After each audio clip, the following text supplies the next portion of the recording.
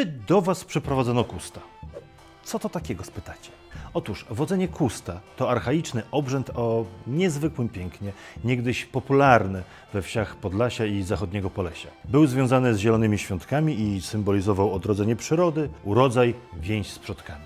Odbywał się w ten sposób. Do roli kusta wybierano dziewczynę lub młodą kobietę. Całą ubierano od stóp do głów w gałązki klonowe. Na głowę nakładano wieniec z liści klonowych i dziewczyny razem z kustem obchodziły wszystkie domy we wsi, śpiewając obrzędowe pieśni, w których chwaliły gospodarzy i ich rodziny, życząc im zdrowia, dobrobytu i dobrych plonów. Dlatego jeśli zobaczycie, że prowadzą do Was kusta, nie spieszcie się z zamykaniem bramy, bo szczęścia nie będzie. Wręcz przeciwnie, wyciągajcie poczęstunek i szykujcie się na obdarowywanie śpiewaczek.